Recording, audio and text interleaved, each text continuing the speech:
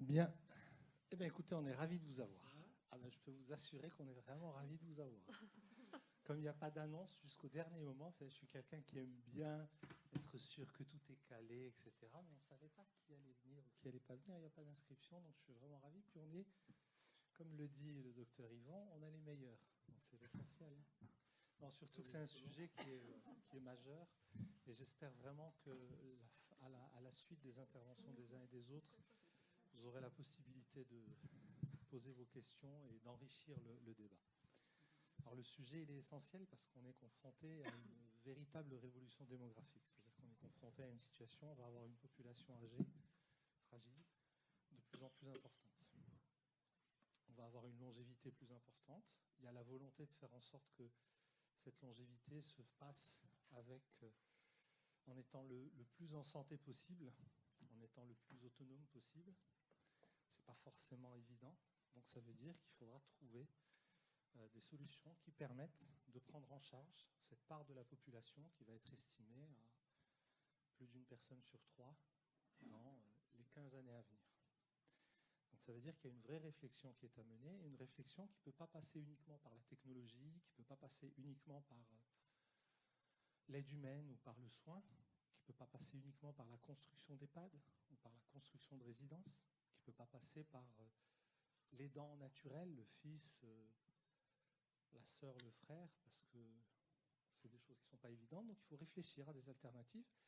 Et ce sur quoi on va échanger aujourd'hui, c'est finalement quelque chose dont la Mutualité française a été à l'initiative et qui est extrêmement pertinent, qui a été de se dire, à un moment donné, comment est-ce qu'on peut penser le domicile comme étant un lieu dans lequel on va vieillir le plus longtemps possible, dans la mesure où on met en place toutes les conditions qui permettent d'assurer ce vieillissement en autonomie, en santé, en sécurité, mais aussi en apportant du confort, mais aussi en apportant de la qualité de vie, et aussi en apportant de la bienveillance, et surtout en se conformant à ce que veulent 9 Français sur 10, c'est-à-dire vivre et vieillir chez soi. Donc la mutualité, ça va être la première intervention, mais je la présenterai tout de suite après mon introduction, de Guenaëlle Omesser, dont je suis très très heureux qu'elle ait pris le temps de venir nous rejoindre, parce que je sais qu'elle a un emploi du temps qui est extrêmement chargé. Et c'est Guenaëlle Omesser qui, avec ses équipes, a contribué à la rédaction d'un cahier des charges de ce qu'on a appelé, il y a 2 ans, des dispositifs renforcés d'accompagnement à domicile. Et aujourd'hui, vous allez entendre parler dans toutes vos régions, sur tous vos territoires, de centres de ressources de territoire. C'est-à-dire qu'une initiative qui a été pensée il y a 3 ou 4 ans, qui a donné lieu à des expérimentations qui vont vous être présentées, aujourd'hui est transformée, laissée transformer, il est transformé en centre de ressources du territoire. Mais pour qu'un dispositif de renforcé d'accompagnement à domicile fonctionne, qu'il soit opérationnel, il faut effectivement une organisation, il faut une coordination, il faut des moyens, il faut des soins, il faut de l'accompagnement, il faut de l'aide humaine. Mais il faut aussi pouvoir penser ce que la technologie peut apporter quand la personne est seule chez elle. Ce que la technologie peut apporter pour rendre plus confortable cette vie quand on a une fragilité, un peu moins d'autonomie. Ce que la technologie peut apporter pour sécuriser, pour alerter quand les choses ne se passent pas bien.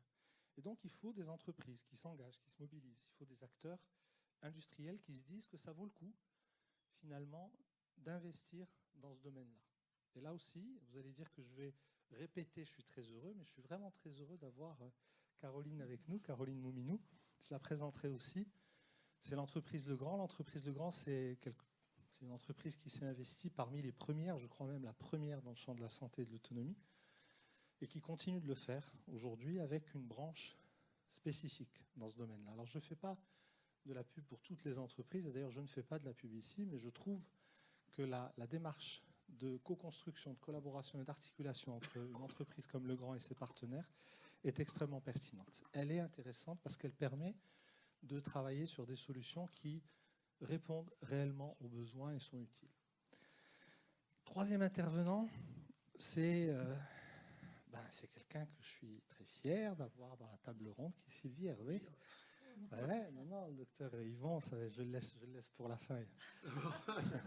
Alors, Sylvie Hervé, elle va illustrer de manière très concrète ce que c'est qu'un dispositif renforcé d'accompagnement au domicile après la présentation du dispositif global, mais elle va l'illustrer avec une lecture dans la salle. On a Marie Voisin qui coordonne ce dispositif-là que vous pouvez voir sur le stand du CENTIC, mais pour voir concrètement, avec peut-être des vrais prénoms, ce que ça veut dire que de faire un accompagnement renforcé à domicile et de mettre en place un bouquet de services.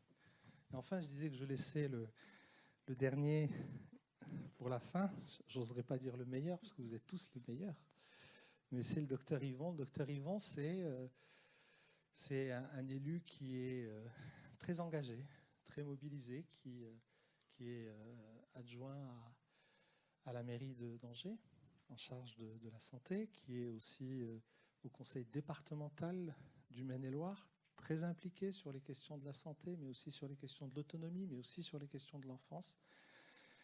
Donc c'est un élu qui ne va pas parler en politicien, qui va parler de choses qu'il maîtrise et qu'il connaît, puisque en plus d'être élu, il est médecin. Il travaille tous les jours au quotidien, et je le présenterai encore une fois tout à l'heure, avec des vrais patients, des patients qui sont bénéficiaires du dispositif d'accompagnement renforcé à domicile.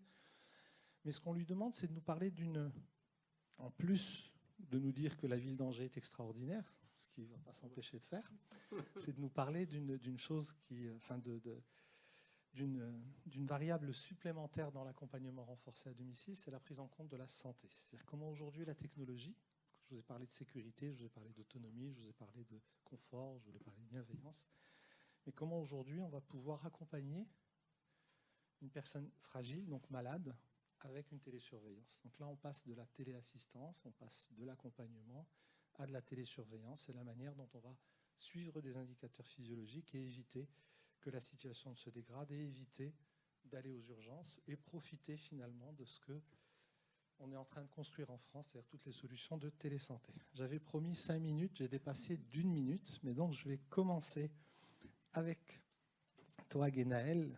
Mais peut-être avant de te donner la parole, te présenter un peu plus longuement, parce que je vous ai dit Guénaël. Guénaël Onnesser, c'est finalement, elle incarne l'offre de service à la Mutualité française. La Mutualité française fédère toutes les mutuelles de France. Si je vous parle d'Harmonie, d'MGEN, de je sais quelle autre mutuelle, elles sont fédérées par cette mutualité et c'est finalement une fédération qui va aussi donner le go à l'innovation. Donc Guénaël Onnesser, elle est directrice adjointe à la direction de l'offre de soins et de l'autonomie et des parcours à la Fédération nationale de la mutualité française. C'est une économiste de la santé. C'est une denrée extrêmement rare et très pertinente à ce poste-là. Elle est spécialiste du secteur médico-social. Elle pilote l'animation, elle pilote la représentation des gestionnaires mutualistes. Et encore une fois, si elle est là, c'est pour nous parler de quelque chose dont elle a été à l'initiative, c'est-à-dire les dispositifs renforcés d'accompagnement à domicile et finalement presque l'assistance à maîtrise d'ouvrage qui a été apportée, c'est moi qui le dis, j'assume, qui a été apportée au service du ministère pour finalement aboutir à un cahier des charges qui nous paraît efficace et efficient aujourd'hui. Guénaël, je te remercie beaucoup d'être là. Merci beaucoup, Jawad, et bonjour à toutes et à tous. Je suis vraiment ravie d'être avec vous cet après-midi pour vous donner quelques éléments de présentation de ces dispositifs. Il faut que je revienne quelques années en arrière, où effectivement, comme vous le disait Jawad, au sein de la fédération, un groupe de gestionnaires, donc de mutuelles, qui gèrent des établissements et des services dans le champ de l'âge, des EHPAD, des SIAD, des services d'aide à domicile. On s'est réunis et on s'est dit effectivement qu'il fallait absolument qu'on réfléchisse à une solution innovante, à une offre de services nouvelle, à la fois pour les personnes âgées en perte d'autonomie, mais aussi pour les familles et leurs aidants. Autour de la table, nous avions des directeurs d'EHPAD avec qui on a commencé à travailler le bouquet de services. Et on a regardé avec les professionnels quels étaient les services qu'on apportait à une personne en perte d'autonomie lorsqu'elle vivait dans un EHPAD et quels étaient les services qu'on apportait à son aidant, à sa famille, lorsque cette personne vivait toujours et était hébergée en EHPAD.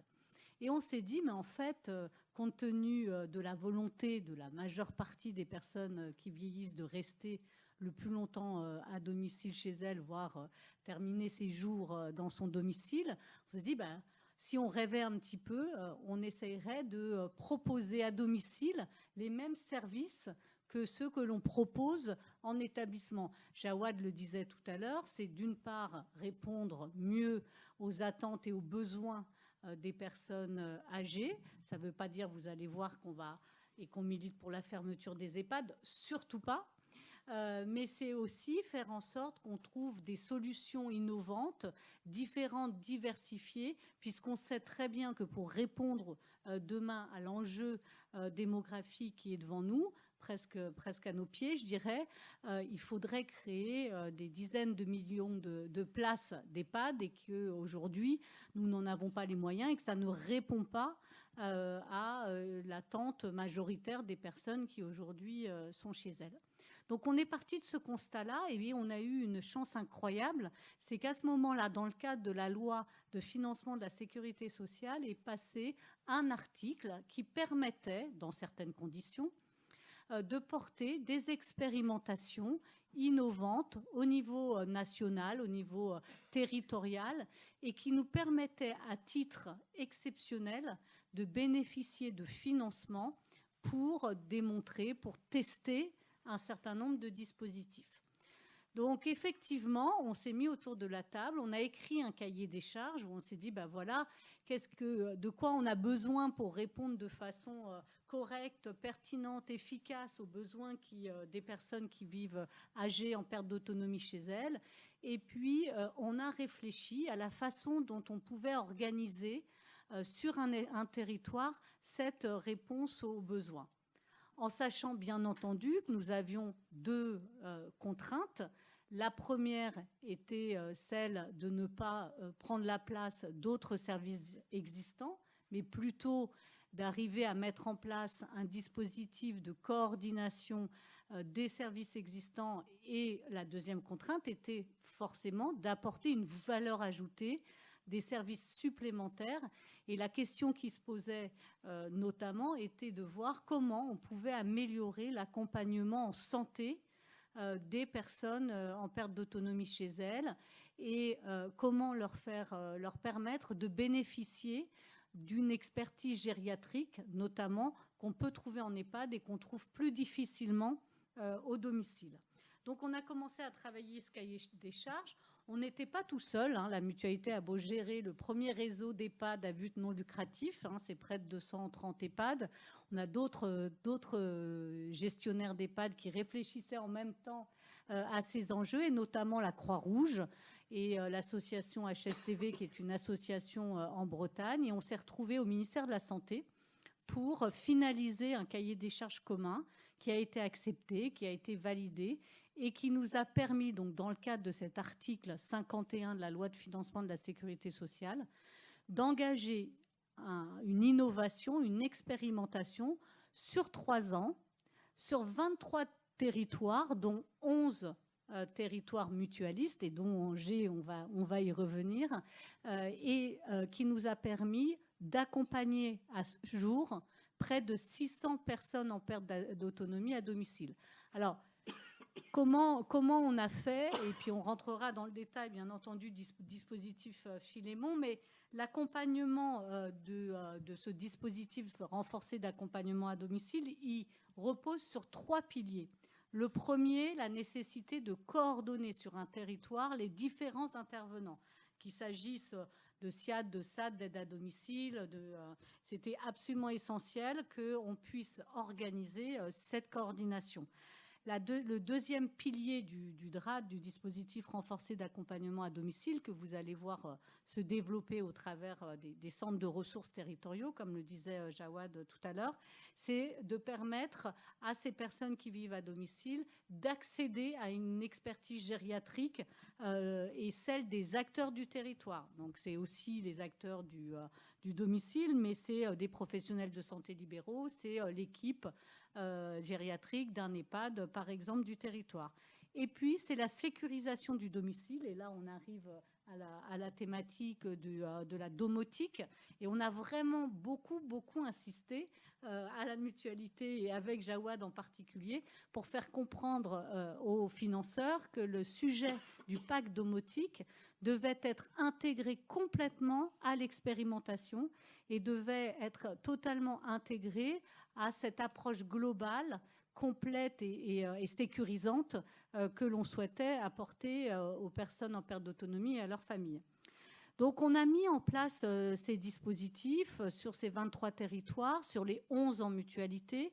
Et ce qui est intéressant dans la façon dont on a déployé ces dispositifs, en particulier en mutualité, c'est qu'on s'est dit, sur un territoire, on ne va pas décider de la nature de l'acteur qui va porter ce dispositif. Donc, on a en mutualité, sur les 11, 5 dispositifs qui sont portés par des EHPAD. Les autres dispositifs, et c'est le cas d'Angers, sont portés par des services SIAD, SAD, SPASAD qui sont sur les territoires. Donc, il s'agit vraiment de donner aussi toute sa place à des acteurs du domicile qui vont, bien entendu, comme l'EHPAD le ferait, fédérer les acteurs territoriaux, mais on a voulu voir et évaluer la différence de résultats entre des dispositifs portés par des EHPAD et des dispositifs SIAD. Ce que je peux vous dire aujourd'hui, c'est qu'il y a très peu de différence en matière d'inclusion des personnes et d'organisation des DRAD. Ce dispositif, il s'est donc mis en place progressivement avec plus ou moins de difficultés. Il est financé par l'assurance maladie à 100% dans le cadre d'un forfait mensuel que reçoivent les gestionnaires de ces dispositifs renforcés, qui est affecté à la personne accompagnée. Donc, je pourrais rentrer dans les détails aussi de ce volet-là, mais je voulais vous donner quelques chiffres quand même qui ressortent d'un bilan intermédiaire qu'on n'a pas encore publié, donc vous les avez en avant-première. Mais aujourd'hui, on a donc dans ce dispositif près de 589 personnes de plus de 60 ans qui sont accompagnées. Elles sont de GIR 1 à 4. Notre objectif était vraiment d'avoir une majorité de personnes accompagnées en GIR 1-2.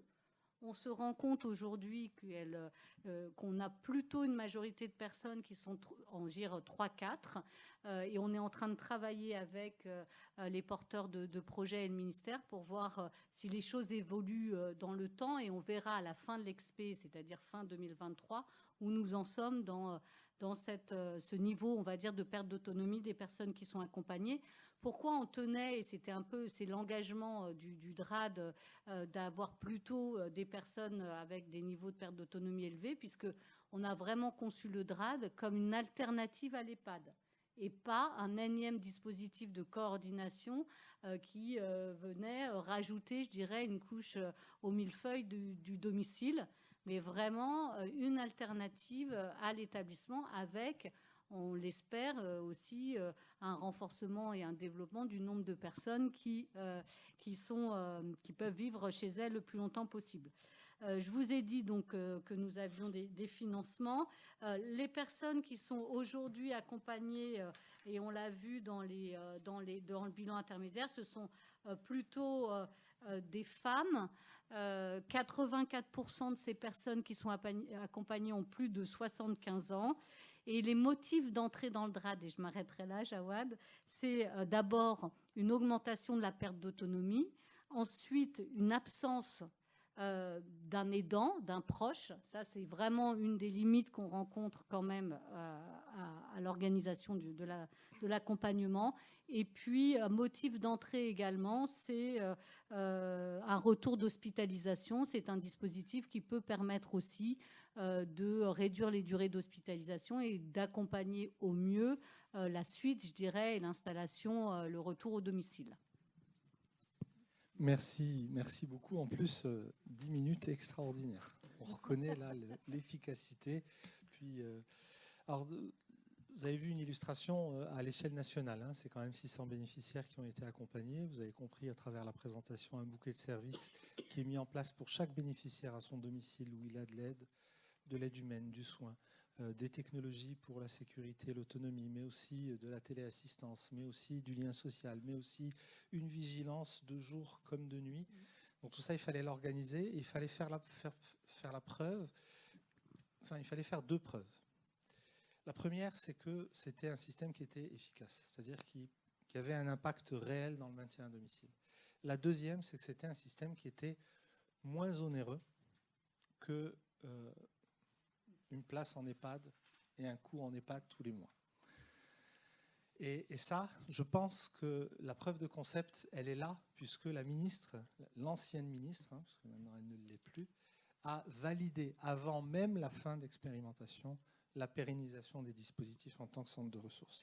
Et donc là, on a la chance d'une illustration, une illustration qui est apportée par quelqu'un qui est directrice d'innovation, recherche, formation à VU3 Pays de la Loire, qui pilote à travers le CENTIC le projet Philémon, dispositif renforcé d'accompagnement à domicile Philémon.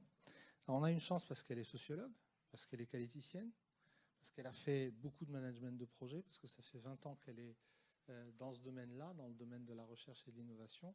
Et la chance, c'est peut-être juste la manière dont elle va nous traduire une expérimentation qui ne va pas seulement être l'illustrer, mais peut-être nous amener à nous interroger sur la pertinence de finalement accompagner le maintien à domicile en mettant en œuvre toutes les conditions pour le réussir et en se rendant compte qu'en faisant ça, on propose une vraie alternative à l'EHPAD, ce qui ne remplacera pas de toute façon les EHPAD, mais qui vient renforcer le rôle des EHPAD sur le territoire. Sylvie, merci. Merci. Donc, tout ça, ça met un petit peu la pression. Donc, effectivement, avec les collègues à Angers, donc une équipe que je vais présenter, on a la chance de pouvoir piloter un dispositif renforcé d'accompagnement à domicile, donc le DRAD qui s'appelle Philémon. Pour la petite histoire, vous irez voir Philémon et Baucis, à quoi ça renvoie chez un couple phrygien qui a accueilli Zeus déguisé en pauvre, et la chance qu'ils ont eu de vivre et vieillir à domicile. Donc aujourd'hui, on vous présente Philémon. Peut-être qu'un jour, on vous présentera une phase B du projet qui serait Baucis. Mais pour vous dire que Philémon, donc c'est un dispositif qui, comme l'a décrit Ganaël, accompagne des personnes âgées de plus de 60 ans, Gira à 4, et qui ont été inclus progressivement sur notre territoire, donc à Angers, sur le territoire d'Angers-Loire Métropole, avec les acteurs du territoire. Le choix qu'on a fait, qui était ni EHPADO-centré, ni SIAD-centré sur un seul SIAD, c'était d'avoir une approche populationnelle. Donc ça, c'est vraiment le cœur de notre sujet, et de ne pas le faire seul, mais de faire non seulement une coordination au pied du lit de tous les jours du besoin des patients qui sont dans Philémon, mais aussi de le faire en coopération. Donc on l'a fait en coopération avec les acteurs du territoire, donc la ville d'Angers. Je ne commence pas par elle parce que le collègue est à droite, mais un peu quand même. Donc la ville d'Angers, le CCAS, un bailleur social également, qui avait la préoccupation du devenir de ses locataires dans son parc, la Soclova, et qui s'intéressait au sujet âgé de plus de 75 ans et de la manière dont il peut l'accompagner le plus longtemps possible à son domicile. Également, bien sûr, les services de gériatrie du CHU d'Angers, avec lesquels on travaille étroitement pour l'expertise gériatrique. Les services SIAD, SAD et SPASAD d'Angers-Loire Métropole, donc qui sont tous dans le consortium du DRAD Philémon. Et également les EHPAD à but non lucratif du territoire, donc au nombre de 9, et qui sont là aussi en tant que ressources sur le dispositif. Donc une vraie coopération de territoire pour une approche populationnelle du besoin, et un partenariat qui a été aussi très coloré, puisqu'on a un travail de longue date avec le département de Maine-et-Loire et la maison départementale de l'autonomie, donc la MDA, avec lesquels on a initié d'autres projets auparavant, qui est vraiment sur la manière dont on peut accompagner de manière globale une personne, notamment sur le volet de ses aides techniques, l'aménagement de son logement et d'autres outils de compensation. Donc un travail de repérage et de proximité avec la MDA qui complète ce consortium. Donc une équipe assez large qui intervient avec des professionnels qui composent le DRAD. Donc Marie Voisin qui est ici dans la salle, qui est ergothérapeute et qui coordonne le dispositif et les plans d'accompagnement des personnes. Une infirmière, plusieurs autres ergothérapeutes qui peuvent intervenir au besoin, et une psychologue. Donc le DRAD Philémon est à la fois effecteur de services renforcés, de services qu'on ne trouve pas dans le droit commun, mais il s'appuie sur les services du domicile pour le soin d'un côté, et l'accompagnement du quotidien de l'autre côté. Donc avec ces équipes-là, on a une file active, hein, celle du cahier des charges, donc de 30 patients qu'on accompagne de 60 à plus, proche des 90 ans et plus. Donc des jeunes patients qui peuvent être des patients qui ont des maladies neurodégénératives et puis des patients plus âgés avec des profils de complexité variés. Et ce qu'on retient, c'est qu'effectivement, un tiers des personnes sont seules, complètement seules. Donc ça veut dire que quand on est seul, complètement seul dans un environnement complexe, il faut pouvoir mettre en place des choses, et je vais y revenir notamment sur la sécurisation du domicile, parce que c'est la première demande qu'émet la personne ou sa famille, de dire « il faut que je puisse sécuriser ma vie au quotidien ». Sécuriser parce que je peux avoir des comportements qui ne sont pas comme les autres, je sors de mon domicile, je vais acheter des kilos de fleurs le week-end, j'ai oublié que je l'avais fait, etc., etc. Donc une sécurisation du domicile, première demande. Une vigilance renforcée sur mon état de santé, deuxième demande. Et puis garder un peu un sens à la vie, c'est-à-dire du lien social, de l'animation, et retrouver un peu de sens quand on est seul. Donc une partie de cette population, un tiers seul et 2 tiers pas seul, et même parfois des couples qui sont dans le dispositif renforcé à domicile, avec tous un problème cognitif, plus ou moins important, enfin tous, non, il y a quelques-uns qui échappent à la règle, mais en tout cas, on peut accompagner jusqu'au bout des personnes qui ont des problèmes cognitifs très avancés. Et ça, c'est un des premiers constats qu'on a pu opérer en se disant nous-mêmes que peut-être ça n'aurait pas pu être possible. Bah, si ça l'est, même avec des gens qui oublient d'allumer la lumière, qui oublient de manger, qui oublient de se lever, qui oublient de se coucher, on peut les maintenir à domicile dès lors que l'ensemble des parties prenantes sont bien réunies pour le faire. Donc le dispositif renforcé à domicile, concrètement à Angers, c'est des acteurs qui se mobilisent tous les jours pour accompagner 30 patients. Depuis le début de l'expérimentation, donc février 2021, où on a inclus les premiers patients du DRAD, même si on en avait inclus un peu avant dans un autre dispositif, c'est 51 personnes qui sont rentrées dans notre dispositif, 3 décès seulement, et beaucoup sont encore là. C'est-à-dire qu'il y a des personnes qu'on accompagne depuis 2 ans et qui ne sont pas sorties. D'autres sortent parce qu'on a mis en place tous les éléments qu'il fallait pour qu'elles puissent continuer seules. Et d'autres sortent pour l'EHPAD, mais il n'y en a que 9 qui sont sortis pour des EHPAD, mais parce que ça correspondait aussi soit à l'épuisement de la famille, soit à un état de santé qui s'était complètement dégradé et qui était plus sécuritaire de garder à domicile. Bref, en tout cas, une vraie chance de se dire qu'on a pu rendre possible le maintien à domicile de personnes âgées qui étaient très volontaires pour le faire, avec ou sans la famille, avec on y reviendra je pense dans les échanges, mais avec un rôle positif ou négatif parfois de la famille qu'il faut pouvoir encadrer. Et tout ça se fait avec à la fois des réponses humaines, des réponses qu'on déploie ou les domiciles déploient, mais aussi avec des réponses technologiques. Donc on a pu, au cours de notre expérimentation, et on a une table de chevet que vous pourrez voir sur notre stand, et aussi des packs de lits, qui s'appellent Philémon également, et qui permettent de sécuriser le domicile, donc un pack qui intègre des technologies que Madame présentera de chez Legrand, qui permettent de sécuriser le domicile. C'est-à-dire qu'on s'est dit que l'alliance dans Philémon, c'était l'alliance de la technologie, de l'humain, et des aides techniques et de l'aménagement du logement. Donc c'est une approche qui est très congruente, c'est-à-dire qu'on voit comment l'environnement est positif ou négatif pour la personne, comment on peut agir dessus, l'environnement familial, l'environnement social, l'environnement physique. Est-ce que le logement est adapté? Est-ce qu'il est équipé? Est-ce qu'il faut le transformer? Donc ça, c'est une partie de l'activité qu'on fait. Est-ce que la personne peut recouvrer des gestes elle-même avec des aides techniques qu'on met en place? Typiquement, on a une figure type dans Philémon. C'est une dame qui ne se lavait plus seule, qui se lavait debout dans son salon avec une bassine et des aidants tous les jours pour le faire, qui n'allait pas aux toilettes toute seule, qui ne descendait plus de sa maison, qui ne descendait plus de son appartement. Cette dame-là, on l'a fait déménager, on l'a équipée d'aides techniques, elle se lave seule, elle va aux toilettes seule, elle descend chercher son journal seule, et elle a retrouvé des capacités à faire parce qu'on l'a équipée et parce qu'on a formé l'environnement à l'aider à faire. Donc ça, c'est des exemples types de comment un environnement peut être facilitateur ou obstacle, et ça, c'est un des axes très forts qu'on déploie dans Philémon.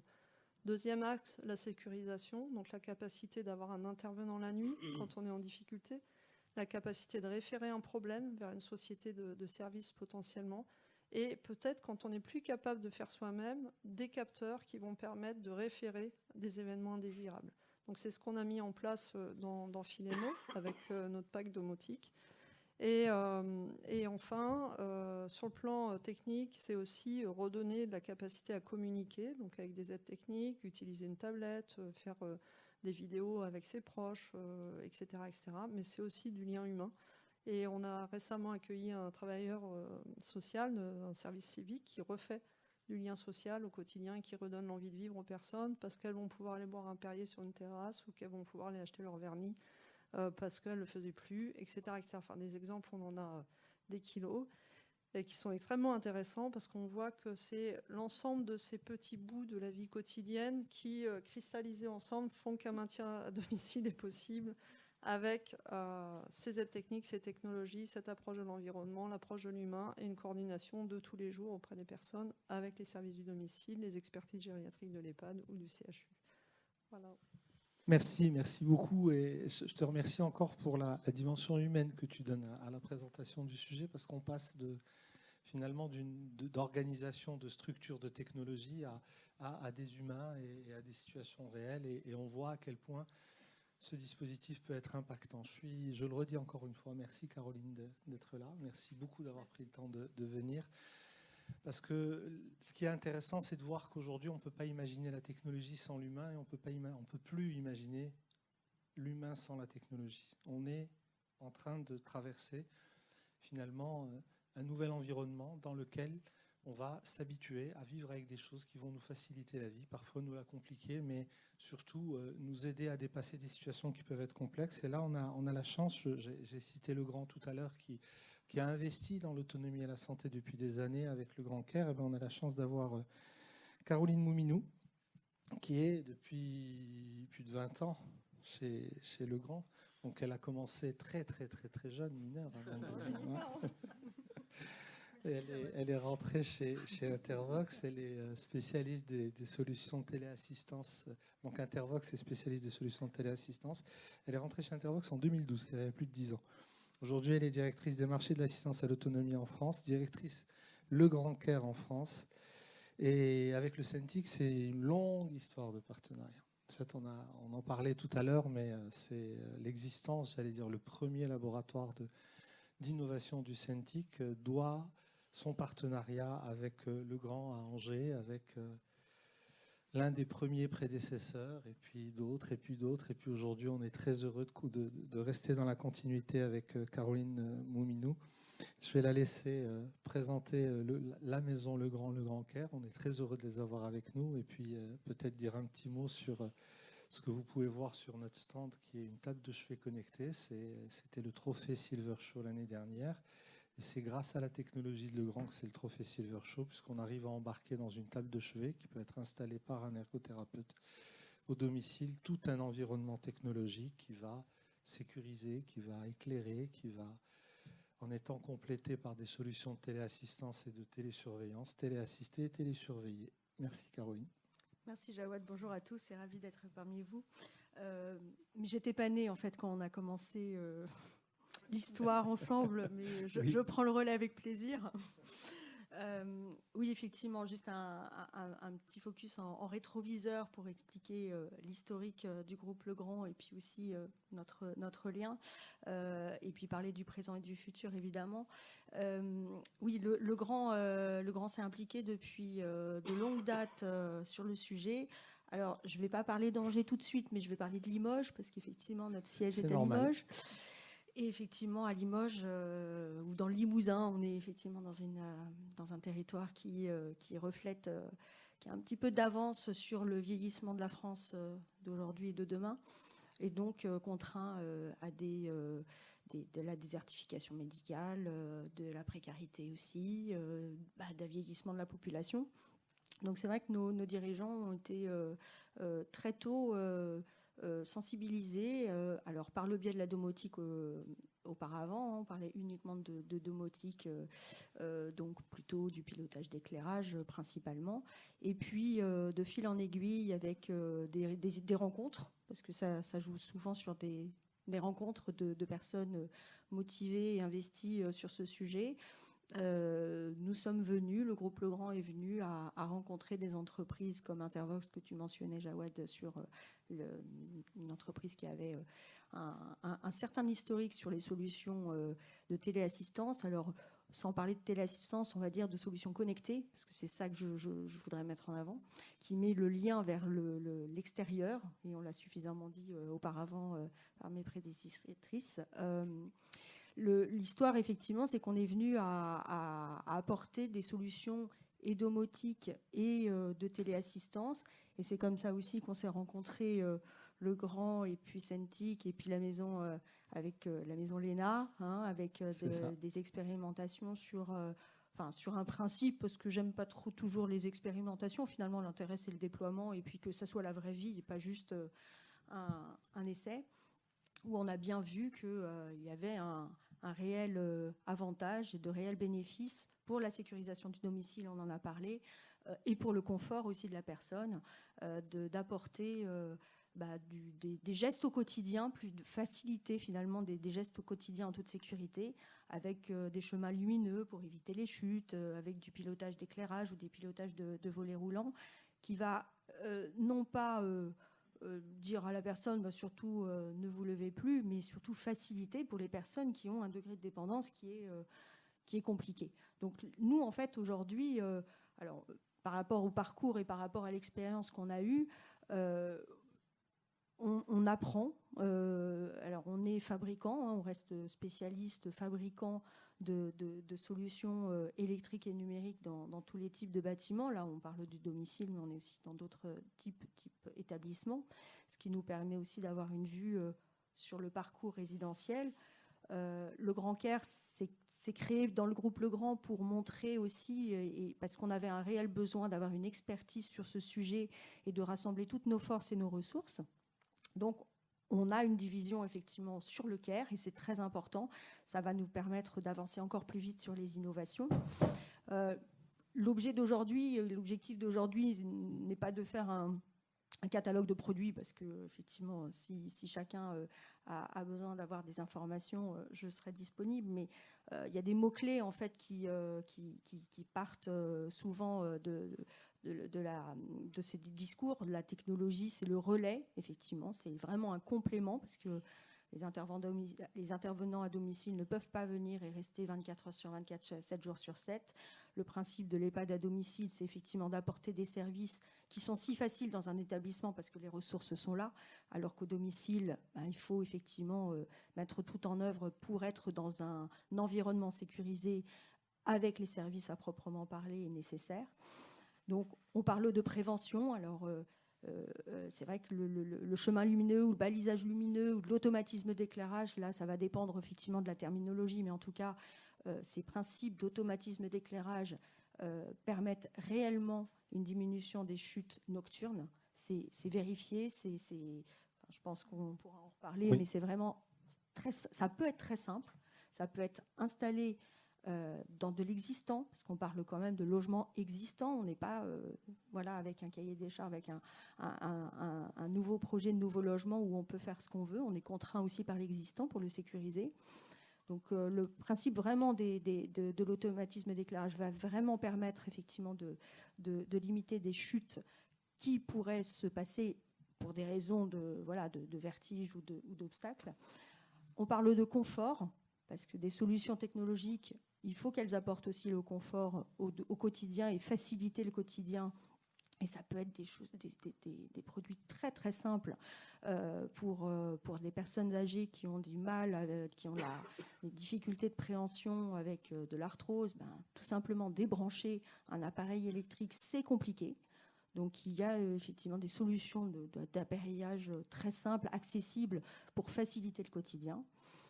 La sécurité, alors on en a parlé effectivement, en fonction du degré de dépendance de la personne, on peut proposer des solutions qui vont accompagner la perte progressive de l'autonomie avec des systèmes de téléassistance. Alors téléassistance, comme on connaît avec le bouton d'alerte, effectivement, mais alors c'est pas uniquement, et ça on a des statistiques, la téléassistance, c'est pas uniquement pour l'alerte. En général, je crois qu'il y a des chiffres de la Frata, c'est 2% des urgences, enfin des appuis sur le bouton d'alerte. Ce sont des urgences, mais en fait, c'est souvent des besoins d'information, du lien social. On parlait du lien social et des personnes isolées. Donc, c'est de la sécurité, mais c'est également du lien social. Et après, on va avoir des solutions un peu plus ciblées par rapport à une perte un peu plus importante d'autonomie. Et vous le mentionnez avec effectivement un peu plus de capteurs. On essaie de le faire le moins intrusif possible parce qu'il ne faut pas non plus que le logement devienne un laboratoire avec une multiplicité de capteurs, mais avec des capteurs assez discrets et assez simples et sans pour autant que ce soit non plus trop difficile à installer et difficile à exploiter. On arrive à détecter des situations anormales. Alors effectivement, une porte qui n'a pas été fermée le soir, malencontreusement, parce que trouble cognitif, ou une porte du réfrigérateur qui n'a pas été ouverte. Ça peut être des signaux des signaux d'alerte. Alors, on n'a pas prétention, nous, industriels, d'en déduire quoi que ce soit. Ce sont les experts du service, les aidants, les intervenants et tout cet écosystème qu'on a vu ensemble qui vont pouvoir justement traduire ces informations, si c'est une alerte ou si ce sont des signaux à prendre en compte pour éventuellement détecter des dégradations de comportement de la personne. Donc l'innovation aujourd'hui, alors l'important c'est de dire que ces produits existent, ces solutions existent, ça c'est déjà rassurant, parce qu'on ne va pas chercher non plus les innovations, enfin on peut aller chercher bien sûr des innovations, mais en tout cas il y a des solutions qui existent et qui sont industrialisées, et qui dit industrialisation dit aussi accessible, parce que c'est important aussi en termes économiques.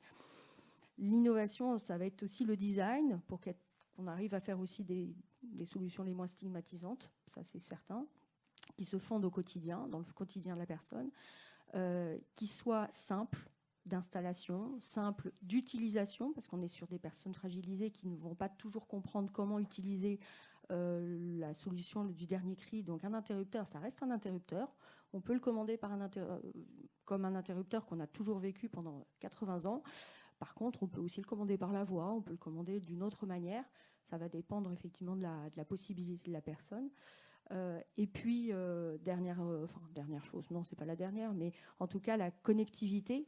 Parce que qui dit, et ça c'est extrêmement rassurant, je termine Jawad, mais extrêmement rassurant sur la partie innovation, c'est qu'aujourd'hui, on a des solutions qui se connectent le plus facilement possible. Alors, il faut toujours faire attention sur la connectivité. Ça ne veut pas dire complication, mais surtout, ça veut dire lien vers l'extérieur. Ça veut dire j'ai des informations avec toute l'éthique qui doit être prise en compte, évidemment, parce que ça, c'est vraiment le sujet. Mais dans ce cadre-là de projet, on a les sachants qui savent prendre soin des personnes et des aidants et qui savent exploiter les informations à bon escient. Et ça, avec des solutions connectées, que ce soit domotique connectée ou téléassistance, on a la possibilité effectivement de donner de l'information pour que le relais humain puisse se faire. Merci beaucoup. Alors, en fait, ces deux dernières interventions n'ont pas facilité la vie pour la transition. S'il y a une chose, c'est que Angers, c'est la ville où il fait le mieux vivre en France. Ça, c'est pas moi qui le dis, hein, c'est l'Express. Hein, tu es d'accord avec moi, je crois. Hein. Non, je pense que ce qui est intéressant, ce qu'on a entendu, c'est, en tout cas j'espère, moi je l'ai entendu comme ça, c'est cette articulation nécessaire et utile entre l'humain et la technologie. Et le deuxième élément que je retiendrai fort du message de Caroline Mouminos, c'est la maturité des technologies. C'est-à-dire ça fait quelques années maintenant que nous sommes centre d'expertise. On a essuyé quelques plâtres avec des technologies qui pouvaient paraître extrêmement innovantes, mais comme elles étaient conçues dans cette forme de rapidité qui est liée à l'innovation, à l'agilité, on n'a peut-être pas mesuré l'importance qu'il pouvait y avoir à la maintenance, à la sécurisation de ces technologies, à la réponse, à l'efficacité qu'elles pouvaient apporter. Et c'est vrai que c'est bien de travailler avec des startups agiles, mais c'est aussi bien de travailler avec le cadre qu'impose une entreprise pour pouvoir assurer que la technologie qu'elle déploie est une technologie qui a été testée, retestée, retestée, retestée, et qui est sûr d'être fonctionnel pendant quelques années et pas pendant quelques mois. C'est un message important parce qu'on en a souffert à nos débuts et aujourd'hui, on revient sur ça et on s'assure. Alors, on va terminer par quelqu'un que j'ai vraiment beaucoup de plaisir à vous présenter, le docteur Richard Yvon. Alors, je prends mes notes, hein. Je prends mes notes parce que c'est un profil très atypique. C'est le profil d'un médecin, très engagé, qui s'est engagé en 2003 et qui a fait le choix, très peu de temps après, de s'installer dans un quartier qui est un quartier extrêmement complexe. C'est pas un choix évident, hein, de s'installer dans un quartier avec des gens socialement en difficulté, avec une situation de public plutôt défavorisé, de public encore plus fragile parce que défavorisé, parce que quand on est socialement défavorisé, on ne se préoccupe pas trop de sa santé. C'est quelqu'un qui est aussi engagé à la ville d'Angers, et c'est bien que la ville d'Angers ait dans le domaine de la santé un médecin engagé, parce que ça a permis de déployer, il nous en parlera peut-être, une politique de l'autonomie qui est extrêmement pertinente. Et puis aujourd'hui, il a des fonctions, enfin depuis quelque temps déjà, il a aussi des fonctions au niveau du département, et ça permet finalement de passer d'un politique technicien, enfin d'un politique politicien, à un politique qui sait de quoi il parle. Et vous allez voir, je vais peut-être avoir du mal à arrêter le discours au bout de 10 minutes, mais vous allez voir que c'est quelqu'un de passionné. Je disais que j'aurais du mal à faire une transition, parce que normalement, Sylvie, dans la présentation qu'elle devait faire, devait nous parler d'une spécificité du projet Philémon, qui est la télésurveillance. La télésurveillance, c'est l'un des rares projets qui a intégré dans l'accompagnement renforcé à domicile une dimension santé, c'est-à-dire suivre l'état de santé de la personne âgée au domicile. Les infirmières qui interviennent ont un outil intelligent que vous pouvez voir sur le stand du CENTI qui permet de prendre les mesures selon un protocole du médecin traitant, de prendre les différentes mesures physiologiques essentielles et puis d'accompagner et éviter les situations d'urgence. Et je pense réellement qu'à Angers, on n'aurait pas pu déployer ce dispositif si on n'avait pas pu s'appuyer sur le docteur Yvon. Voilà, je vais arrêter là parce que vous allez croire qu'on est amoureux, mais rassurez-vous, c'est pas du tout ça. Ouais, je vais laisser la parole à Richard Yvon. Merci Richard. Bon, écoutez, bonjour à tous. Alors, Jawad, quand tu m'as demandé de témoigner aujourd'hui, je me suis posé la question de savoir si c'était le médecin qui devait témoigner, l'élu municipal, l'élu départemental ou autre. Et j'ai réfléchi et je me suis dit que j'allais témoigner en vous racontant l'histoire de Madeleine. Alors, Madeleine, c'est une patiente à moi qui est née dans le quartier de la Roseraie, plutôt qu'ici installée, qui a vécu avec toute sa famille dans son pavillon depuis 1970 et qui a atteint gentiment ses 96 ans et que je soignais depuis 15 ans. Et puis en atteignant ses 96 ans, petit à petit, elle a perdu la vue, elle a perdu l'audition, mais on s'en sortait bien parce qu'il y avait une aide à domicile qui était sympa et qui me téléphonait et qui lui préparait un petit peu les médicaments quand on devait les rectifier. C'était un traitement d'anticoagulant. Vous savez, il faut faire un quart ou on rajoutait comme ça. Donc elle voulait bien, cette aide-soignante voulait bien. Et puis l'aide-soignante change de boulot, une autre arrive et dit « Ah ben non, moi je ne peux pas changer le traitement comme ça. » Et donc me voilà en train d'appeler Madeleine pour adapter avec les résultats qui tombent le vendredi 14 août, la veille du 15 août. Il faut prendre un quart de plus, un quart de moins. Avec cette dame qui ne m'entendait pas, mais toute ma salle d'attente m'entendait parce que je poussais des hurlements pour lui dire c'est un quart de plus. Donc très vite, c'est devenu ingérable. Et donc est arrivée la décision d'aller vers un EHPAD. Ça, c'était il y a quelques années. Le 15 mars 2020, vous vous souvenez, le dimanche, on apprend tous qu'on ne peut plus travailler, plus de masque, pas de gants, pas de blouse. Nous voilà tous enfermés, les soignants y compris, enfin pas tous de la même manière, mais enfin bloqués. Et moi, je me pose la question, je me dis, comme le dit Jawad, j'ai 40 nationalités dans ma patientèle, j'ai des gens qui ne parlent pas le français, j'ai des gens qui ne savent pas écrire, on ne sait pas où, pour les rendez-vous, vous avez un peu folklore, mais on y arrive. Je me dis, comment on va faire ? Comment on va faire ? Et là, miracle, je m'aperçois que tout le monde a une boucle WhatsApp. Alors, selon les communautés, ils ont tous des boucles WhatsApp, et ça se passe super bien, parce qu'en plus, ils traduisent mes consignes. C'est-à-dire que là où j'avais du mal à dire des choses avant, eh bien, on le traduit dans le dialecte. Alors, c'est le petit de 14 ans qui prend le truc et qui le met. Et puis, petit à petit aussi, je m'aperçois que tous les pharmaciens autour de moi ont un mail. On s'envoie les ordonnances. je m'aperçois que tous les professionnels de santé, on est tous connectés. Mais avant, oh là là, on n'envoie pas une ordonnance par mail. Eh bien, vous voyez, les deux histoires, elles ont un lien. Parce qu'aujourd'hui, Madeleine, je l'aurais gardée à domicile. Parce qu'on aurait fait une boucle. On aurait emmené la technologie. Et la question qui est ici aujourd'hui devant nous, c'est ce qui arrive devant nous d'un point de vue technologique. Et là, je te contredirais un peu sur le côté de la technologie qui est arrivée à maturité.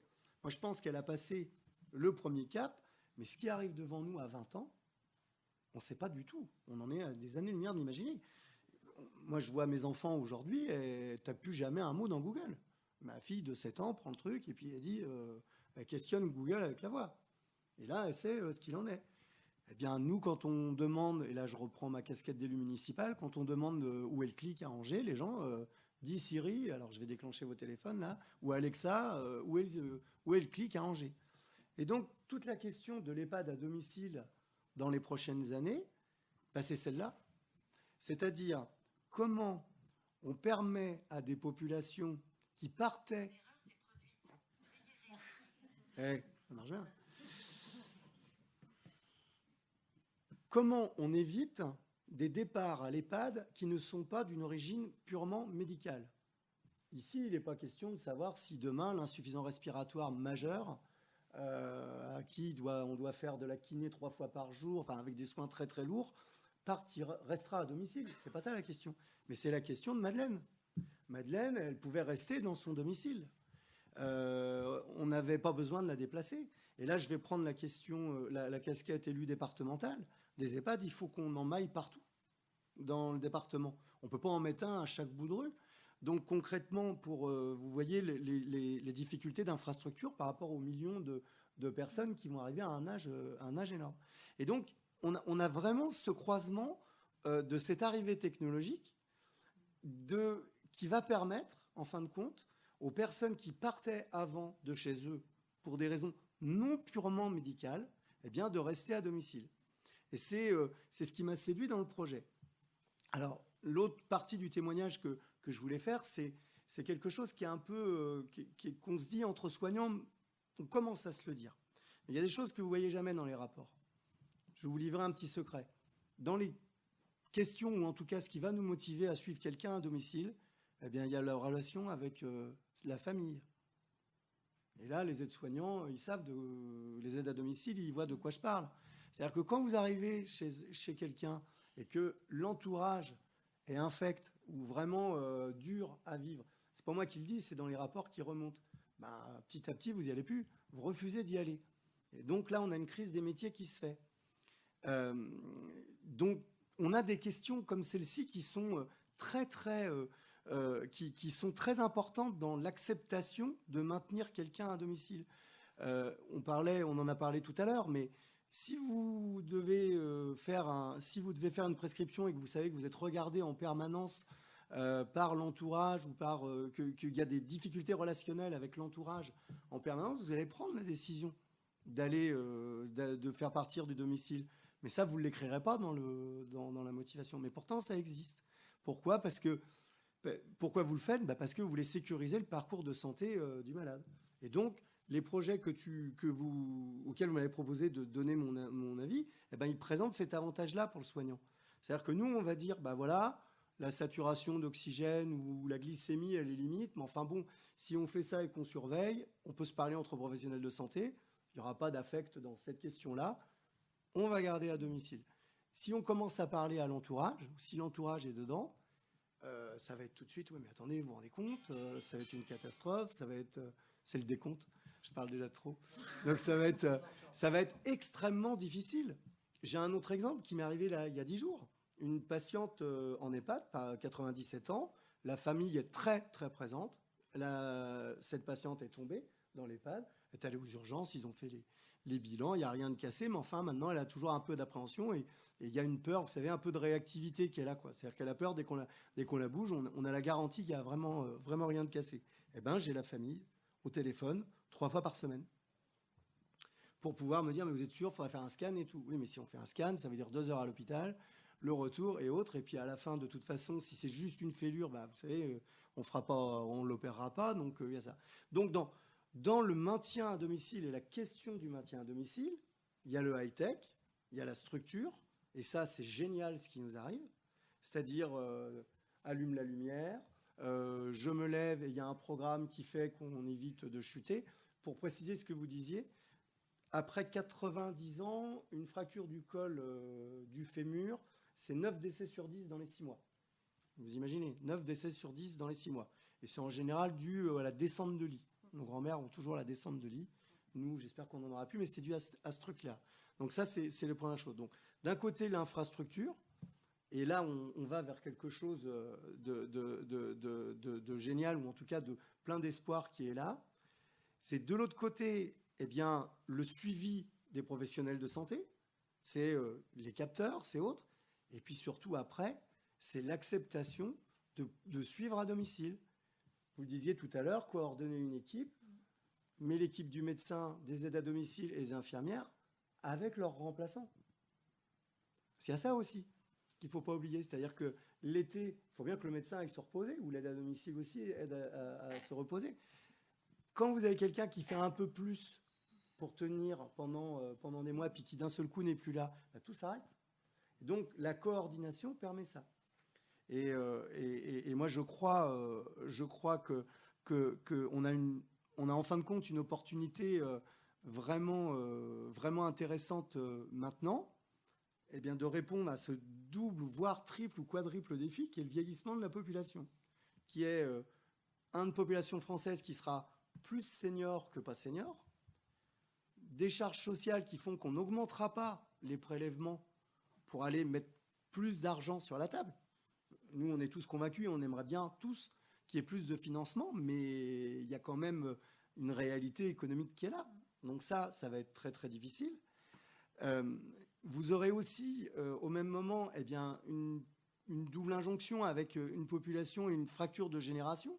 C'est-à-dire les jeunes qui diront, mais on ne peut pas tout mettre. On ne peut pas tout mettre que pour les seniors ou pour des personnes qui sont en perte d'autonomie. Nous aussi, il faut qu'on puisse faire ça.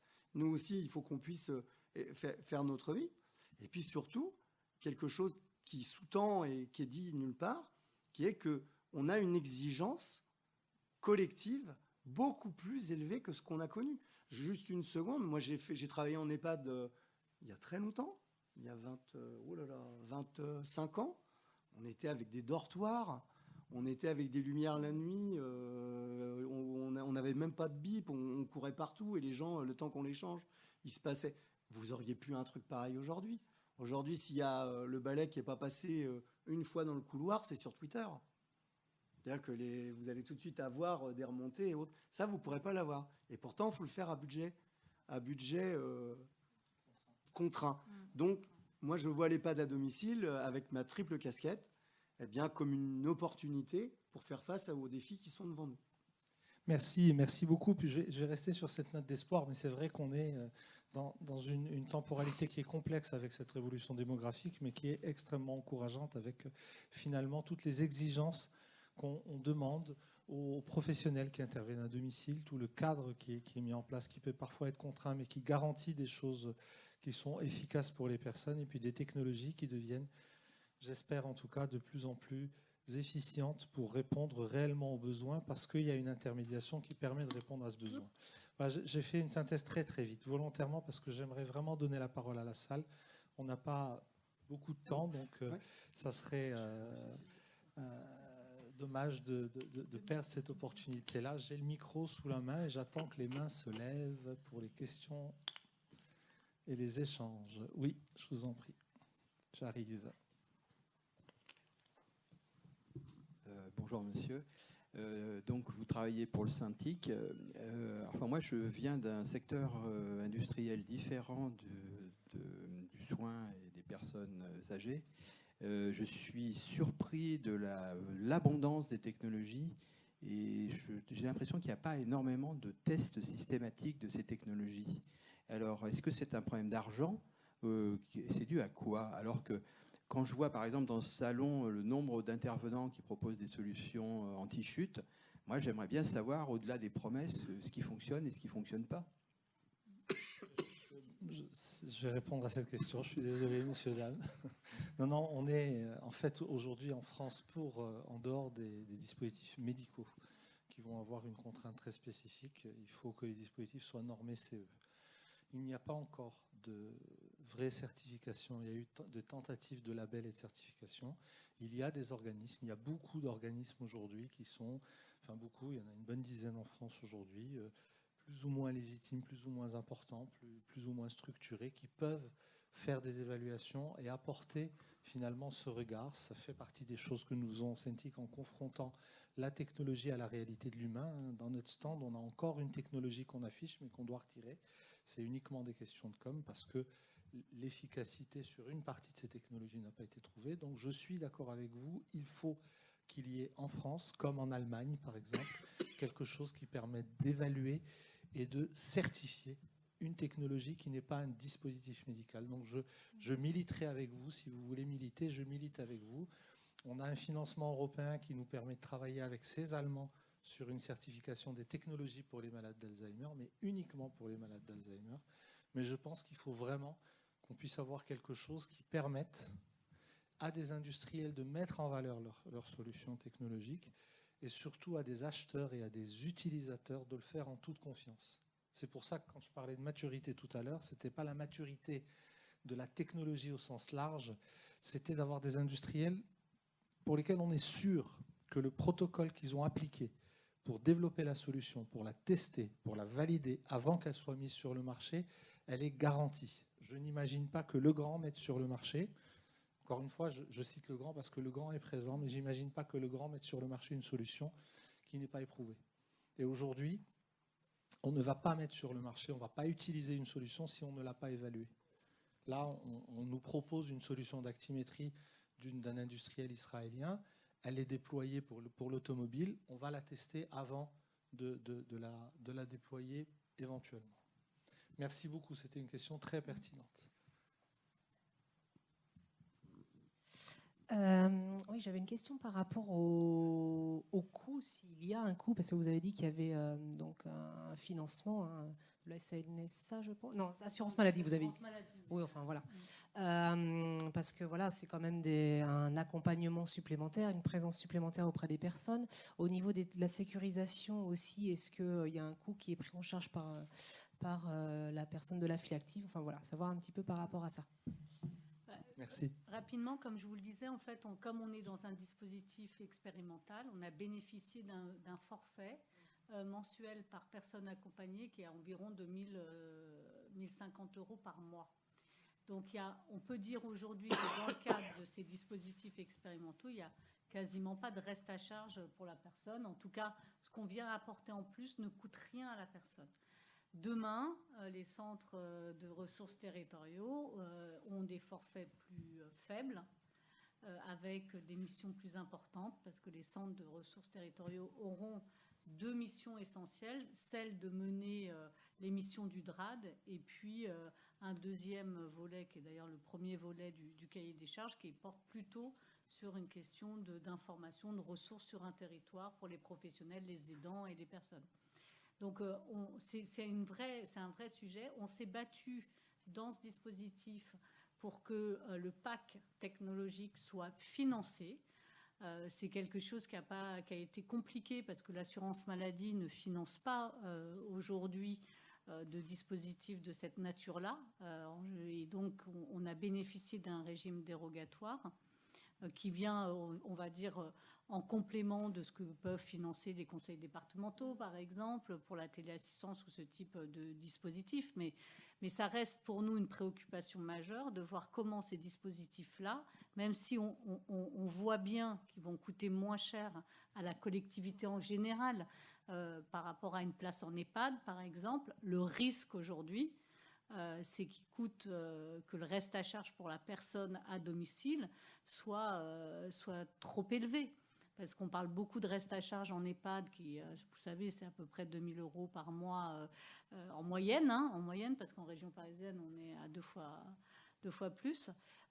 Mais il ne faudrait pas qu'on ait des restes à charge de ces niveaux-là à domicile, alors même que les personnes ont aussi des charges de loyer, des charges fixes. Moi, si je peux compléter sur la question des restes à charge et la question budgétaire, pour témoigner en tant qu'élu départemental, là, les restes à charge dans les EHPAD menacent d'être multipliés par 10. Hein.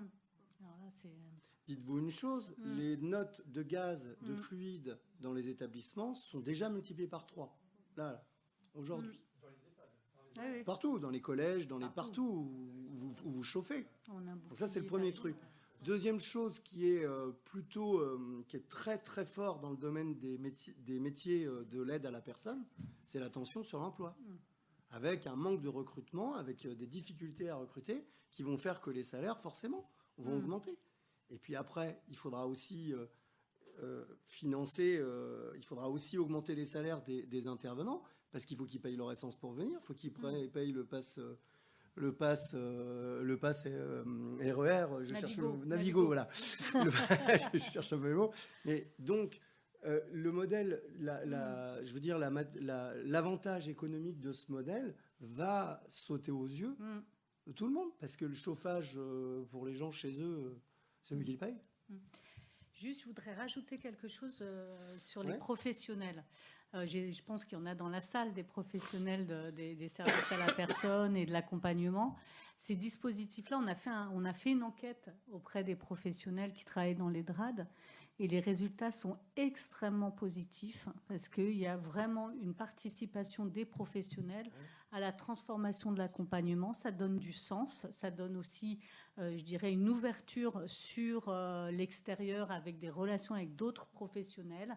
Ça permet aussi, quand on travaille à domicile, de discuter avec des professionnels d'établissement, avec des médecins, et c'est un élément essentiel et on est convaincu qu'une des clés, alors bien sûr il y a le salaire et on va pas nier ce sujet-là, mais un des leviers aussi pour faire en sorte que demain on puisse avoir des dispositifs qui fonctionnent, c'est de faire en sorte que ces métiers soient valorisés et qu'on puisse avoir de véritables parcours professionnels et qu'on puisse faire bénéficier les uns et les autres de ce type de dispositif. C'était aussi innovant, c'est innovant aussi pour les professionnels et on crée de nouvelles missions, on crée de nouvelles fonctions et du coup de nouvelles opportunités professionnelles. Alors on va prendre une dernière question, juste un tout petit élément de réponse. Les technologies qui sont déployées dans le cadre des DRAD, enfin du DRAD Philémon en tout cas, elles sont déployées en mode locatif, c'est-à-dire qu'on s'est adapté au modèle APA. Donc ça veut dire qu'aujourd'hui un bénéficiaire de l'APA pourrait à travers l'APA disposer des technologies qui vont coûter parfois quelques centaines, voire quelques milliers d'euros, mais qui ne seront pas transparentes, qui rentreront dans le cadre en fonction de son niveau de revenu dans le cadre de l'APA. Il y avait encore une question. On a largement dépassé l'horaire. Non, on va prendre votre question. Si vraiment il y a encore une question et que je suis autorisé, on la prendra. Mais sinon, Alors, pour compléter juste la toute première question, effectivement, les industriels aujourd'hui n'ont pas de certification sur les solutions technologiques. Par contre, la FFB et la CAPEB certifient les installateurs avec trois certifications que sont les pros de l'accessibilité, Silverbat, Handibat. Aujourd'hui, quelles sont les relations que vous entretenez avec ces certifications ? Alors je vais répondre là-dessus. Non, elles sont excellentes depuis le début. Elles sont historiques et excellentes. J'ai fait partie de la direction ministérielle, interministérielle de l'accessibilité. J'ai même présidé l'observatoire du ministère avec une collaboration au niveau de la FFB et de la CAPEB. On a une particularité dans le Maine-et-Loire, c'est qu'on a un habitat facile à vivre qui est encore différent, mais qui est CAPEB, qui est bien CAPEB. Et on considère que c'est très important que les artisans soient labellisés avec un label qui soit cohérent. Donc effectivement, il y a une relation, elle est importante, et heureusement que ces deux labels-là existent, parce que les autres, pour les technologies, malheureusement, n'ont pas eu la chance de pouvoir survivre. Voilà, on a largement dépassé les horaires. Je regarde au cas où il y ait une frustration ou deux. En tout cas, je vous remercie beaucoup d'avoir été... Ah, il y a encore une question. On va prendre la dernière question. Merci. Merci beaucoup pour votre échange et vos partages. Ma question, elle est la suivante. Vous avez partagé de très belles expériences, mais qui sont limitées à 600 personnes ou à 50 personnes, qui sont très belles et qui montrent la justesse de tout ce que vous avez fait. Ma question, c'est quelle est votre vision sur la scalabilité là? Parce qu'en France, il y en a 18 millions.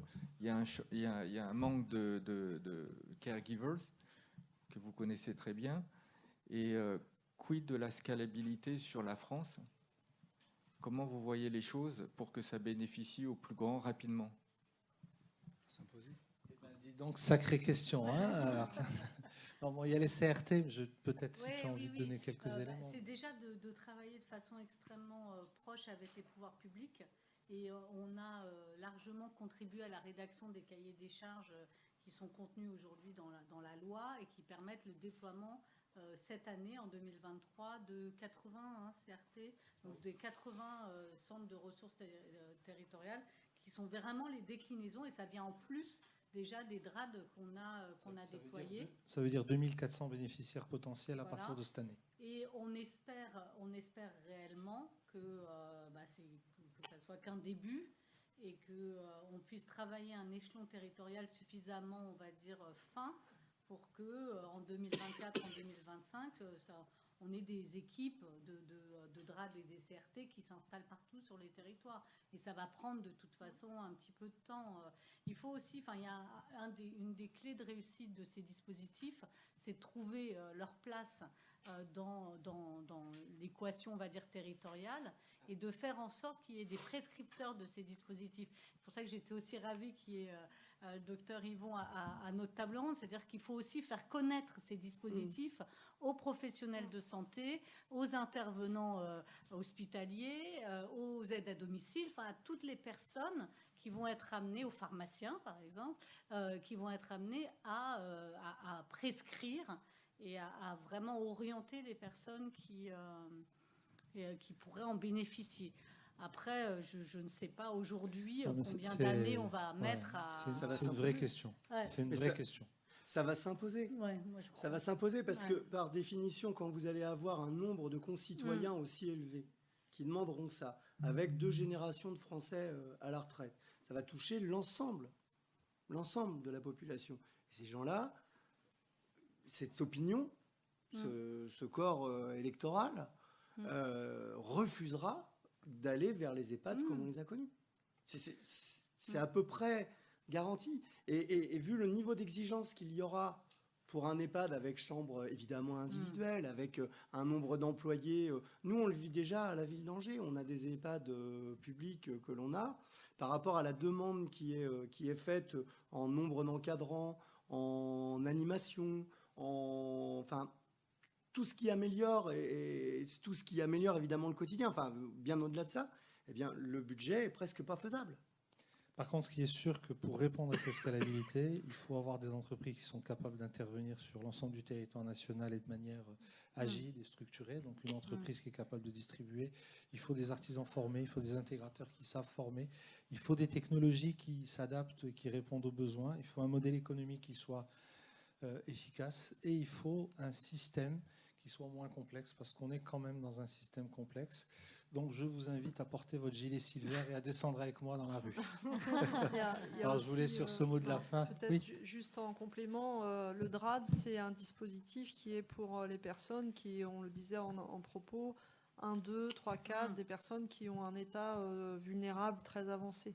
L'idée, c'est aussi d'agir en prévention, un maximum, et de déployer des dispositifs plus souples et moins consommateurs de temps aussi, pour apporter des soutiens à domicile de manière précoce, en changeant toute l'organisation telle que l'a précisé Jawad, c'est-à-dire avoir des systèmes de soins à domicile qui soient plus agiles.